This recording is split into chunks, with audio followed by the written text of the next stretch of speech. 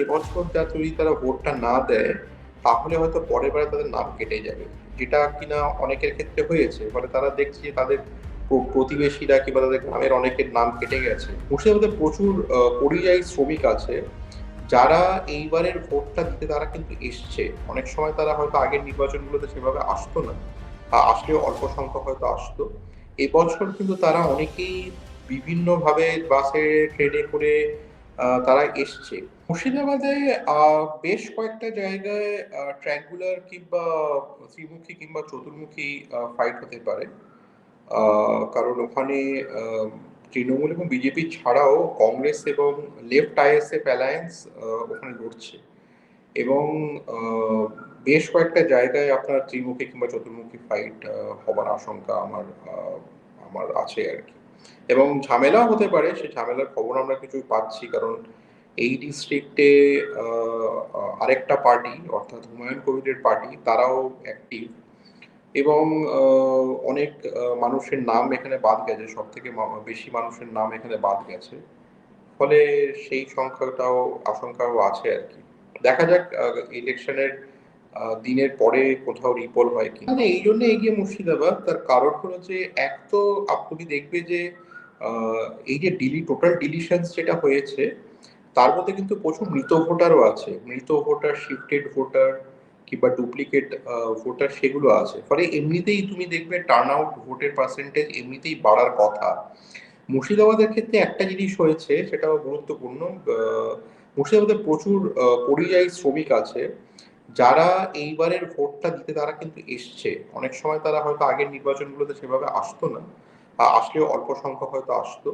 এবছর কিন্তু তারা অনেকেই বিভিন্নভাবে বাসে ট্রেনে করে তারা এসছে, কারণ তারা মনে করছে যে এবছর যদি তারা ভোটটা না দেয় তাহলে হয়তো পরের বারে তাদের নাম কেটে যাবে, যেটা কিনা অনেকের ক্ষেত্রে হয়েছে। ফলে তারা দেখছে যে তাদের প্রতিবেশীরা কিংবা তাদের গ্রামের অনেকের নাম কেটে গেছে, অথচ জেনুইন ভোটার, কিন্তু তারা এবারে এটা এসছে আর কি। ফলে সেই জন্য আপনার ভোটার পার্সেন্টেজটা হয়তো একটু বেশি এখানে। কিন্তু যেহেতু আপনার পলিটিক্যালি খুব অনেক বেশি চার্জড স্টেট এবং এতগুলো এখানে কন্টেন্ডার, মানে আমি আগেই বলেছি যে তৃণমূল বিজেপি ছাড়াও আপনার এই যে লেফট আইএসএফ অ্যালায়েন্স, কংগ্রেস এবং হুমায়ুন কবিরের পার্টি, ফলে এখানে তিনটে চারটে অনেক জায়গায় ত্রিমুখী চতুর্মুখী ফাইট হচ্ছেই, কিন্তু পঞ্চম একজন তারাও আছে। ফলে যদি পলিটিক্যাল কন্টেন্টার বেশি হয় এবং তাদের যদি সাংগঠনিক শক্তি থাকে, তাহলে তারা তাদের ভোটারদেরকে টার্ন আউট করাবার যে উদ্যোগ সেটা অনেক বেশি থাকে,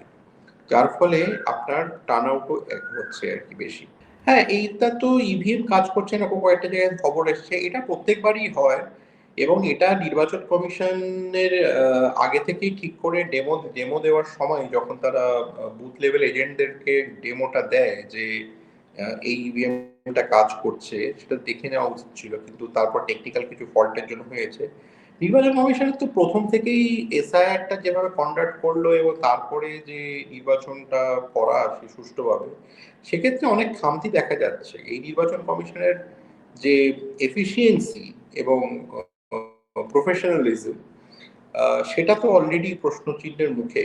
ফলে এটা তো একটা যথেষ্ট মানে আমাদের সাধারণ নাগরিকদের যথেষ্ট চিন্তার কারণ হয়ে দাঁড়িয়েছে যে আদৌ নির্বাচনটা সুষ্ঠুভাবে সম্পন্ন হবে কিনা, কটা জায়গায় রিপোল হবে, এবং এরপরে যে সেকেন্ড ফেজ আছে সেটাতেও কোনো রকমের যাতে ঝামেলা না হয় এবং এই ধরনের টেকনিক্যাল বিপত্তি। কারণ আপনি যদি ইভিএম যদি আপনার না ঠিক হয়, তাহলে এই গরমের সময় প্রচুর লোককে সকাল সকাল মানুষ লাইন দিয়েছে, কিন্তু 1-1.5 ঘন্টা দাঁড়িয়েছে, কিন্তু দেখা যাচ্ছে যে তারা ভোট দিতে পারছে না, কারণ ইভিএম চালু হচ্ছে। অনেকেই বাড়ি ফিরে গেছে।